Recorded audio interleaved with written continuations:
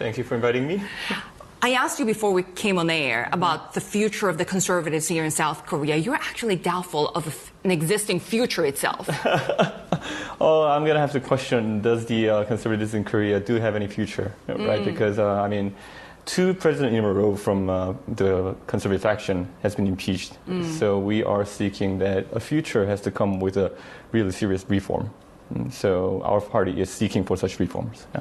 Is it more difficult also because we're seeing these U.S. tariffs? Conservatives have closely aligned with Washington, and now they seem not a very reliable partner.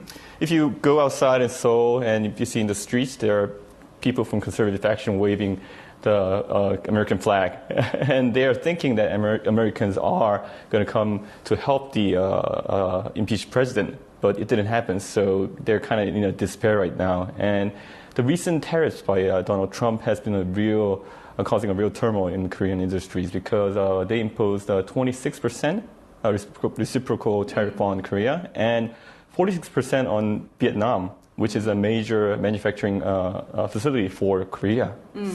And Donald Trump refused to put any tariffs on Russia yet. So, which means that from Korean point of view, does that mean that we have to move our manufacturing facilities to Russia? Those kind of all these questionable decisions he made is putting Korea into turmoil. Do you think right that now. will affect voters' decision in the presidential election? Definitely. Before, for the conservative faction of Korea, anything that U.S. decides was in favor of Korea, they thought. But now they think otherwise. So, which means that Korean people are going to pay more attention to diplomacy and, say, trade issues in this upcoming election. How is your conservative brand different from the rest of the other conservatives here? Well, we were going for the impeachment in the recent impeachment trial.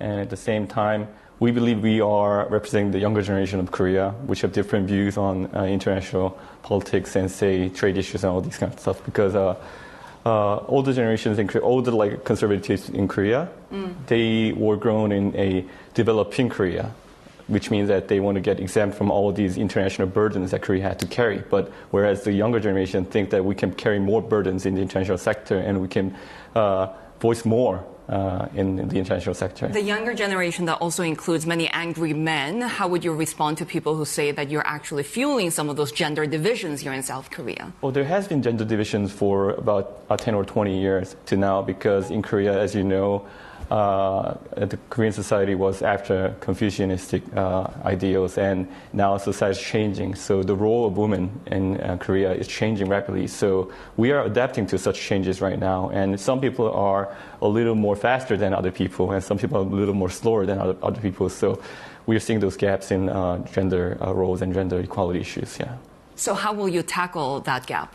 Well, I'm going to have to say that I got education in the U.S., so I'm mostly ahead of most of the people in those issues, and people blame me for... The U.S. seems to be retracing a lot of the progress that it that's made because when of it comes Donald to Trump, equality. so I'm not going to say U.S. in general is moving that Trump direction. of South Korea at times. Well, I deny that because I really am against the kind of policies that Donald Trump is laying out right now, including those free trade related issues and those kind of stuff. So I'm going to have to say there are some things that I have to make up on, but at the same time, I'm going to try to advance Korea into a more, say, developed country, and at the same time, pay more attention to these kind of social issues, and those kind of changes are what the younger generation, younger conservatives in Korea are actually looking forward to.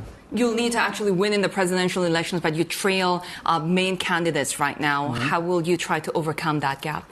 Well, this election wasn't expected, so the candidates have not laid out their pledges yet.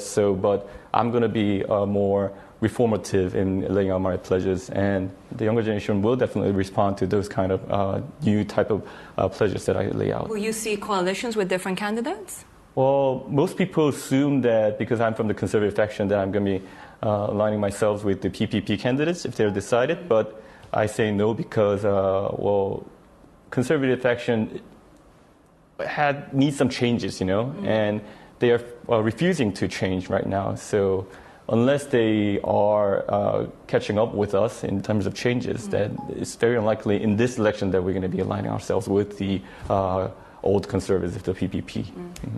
Junseok, it was really great to have you with us. Thank you very much for that. Reform Party presidential candidate.